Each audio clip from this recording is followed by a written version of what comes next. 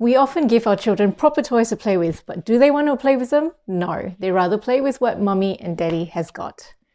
Hey cheeky, Mummy's got a new car for you. Come and play. I'm going to get dinner. Hi everyone, welcome back to another video. I'm Danny and I'm the creator of Practical Mummy Loves Luxury. I'm in the middle of creating my series of videos for new or expecting parents. We all know that it is a steep learning curve trying to welcome a new one into our family, and I'm hoping that my series of videos will help flatten this learning curve.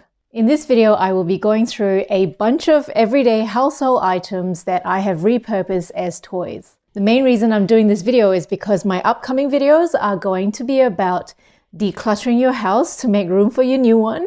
And I don't want you to accidentally throw out stuff that you could have saved for your new one to play with.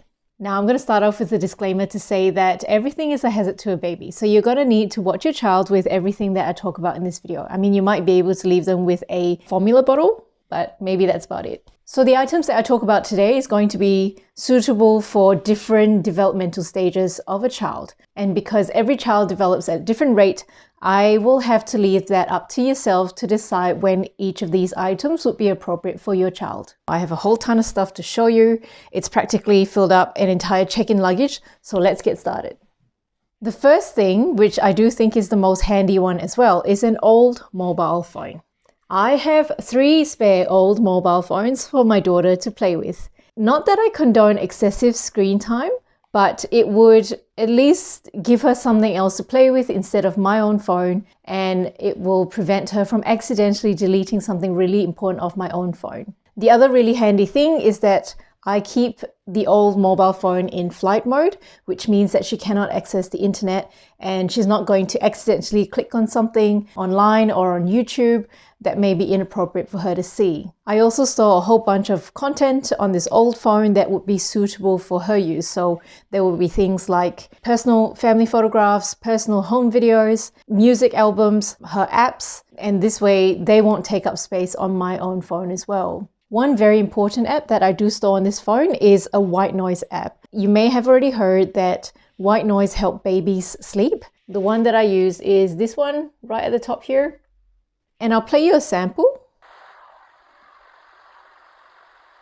So that was the fan one. That was the rainforest one. And that one was the wave one, but there's all different ones that you can get on there. You can get transport ones, you can get nature ones. It's also got lullabies.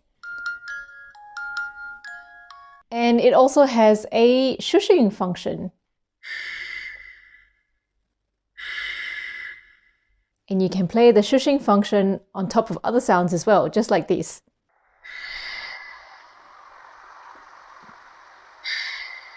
So other than white noise helping babies sleep, I found the best thing about white noise was that it drowned out other background noise. So for example, if your baby's sleeping close to a window and a rubbish truck drives by, that can be really noisy and it can really break silence, and that can wake the baby up. It also drowns things out like footsteps, like if my husband's on the phone or I'm on the phone and we're laughing, it stops the baby from startling. The other really important reason why you should have a spare phone is because if you had this app on your phone, you would have to leave your own phone in the room where the baby is sleeping for the app to play.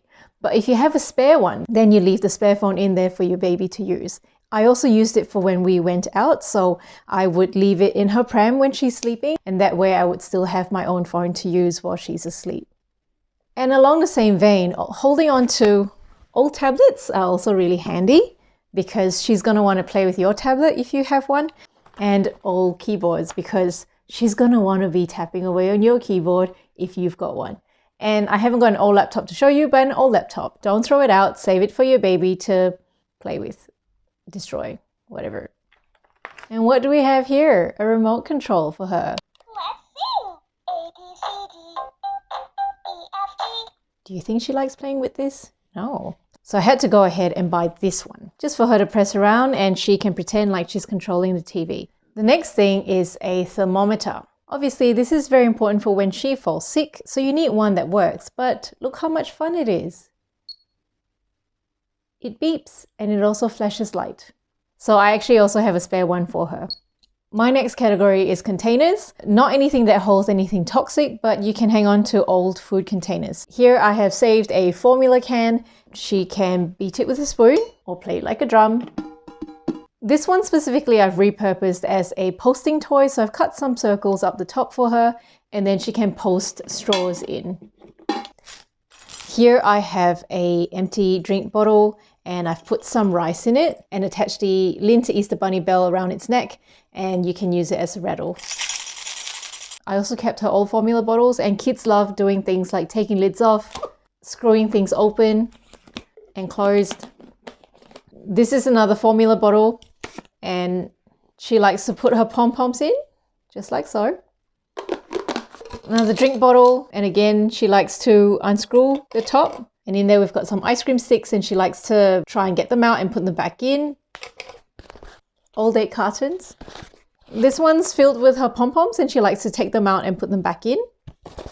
So the next thing I'm going to show you is 3 play boxes that I've made up for her. The first one is this bean box and it's good for sensory play. I've used a muffin tray. I've just filled it with beans that I bought at a grocery store. You can save some old takeaway spoons, formula bottle covers, food containers. This box has her cloud sand in it, and again I use a muffin tray. Cloud sand is made of general flour and baby oil. I'll put a recipe up on the screen. As you can see in here, there's some ice trays and she likes to fill them up. There's also formula scoops that I've saved, and a takeaway fork as well, so she likes to build sort of sand castles and poke holes in them. Also ice cream cups and scoops, and once she's built some sand castles, she'll use the scoops like flags. And the last box that I've got here is her pasta play box. So it's filled with different shaped pastas. Again, I've got scoops, takeaway spoons, containers, and some tongs. Going along with the kitchen theme, I also put down some silicone cupcake molds, but I haven't been able to find them. If I find them, I'll put them on screen for you. We will stack them up and she loves knocking them over. So the next thing you can save is cardboard boxes. I've got this one here and it's kind of special because it has a window. So I put things in and she knows to tip it sideways to try and see what's in it. And this box also opens a little bit differently, so she's enjoyed problem solving to get it open. Here I also have a panettone box. I cut a hole on this side so she uses it like a helmet, just like that. You can also save really large cardboard boxes because children like to climb in and out of the cardboard boxes. The next things are baskets and paper bags. Now, if you're like me and you really like paper bags, it's worth saving a few paper bags that you're willing for your child to play with. Baskets and paper bags are really good for the transportation schema, and I'll talk about the schemas in a separate video. But if you don't know what they are, so with the transportation schema is when the child is exploring with transporting things, so carrying items from one spot and then placing it in another. And paper bags and baskets are great for them to fill with their toys and to carry around. Next thing I got, makeup brushes. Because Mummy has makeup brushes, they also want to play with makeup brushes. So make sure you have a few spare lying around that you're willing for them to play with. And yes, my bet is that even boys will like playing with makeup brushes. The next thing is clothes pegs. The child can use this for its actual function, so pegging clothes. What I let my daughter do is to take the clothes pegs in and out of this jar, and she likes to twist them shut, and we do creative things with it as well. I like to practice pegging the edge of the jar. I also save old toilet rolls. I use them as pretend telescopes. You can also draw faces on them and make puppet fingers. Baby finger, where are you? Otherwise, also save some of your old clothes. The child may really enjoy getting dressed up in your old clothes. What I do with my old t-shirts is I let my daughter wear them when she's painting, so she uses it as a smock, and yes, she prefers to wear my old t-shirts over her true smock. Along the lines of that is, if you got any old scarves, save them as well. She can try wearing them, but it's also great for singing and dancing. The next thing is old wallets and old handbags. I've got an old one here. It's got a zipper function and she likes to pull that open and shut. I also leave a few cards in here to pull in and out. Ooh, old bed sheets. You don't have to throw them out, or at least keep one. I use them as a canopy for a pretend tent in her playpen. Otherwise, for singing and dancing, it's also nice to have it as a prop to wave. They enjoy watching the ripples that happen in the sheet and also the wind that they feel from it.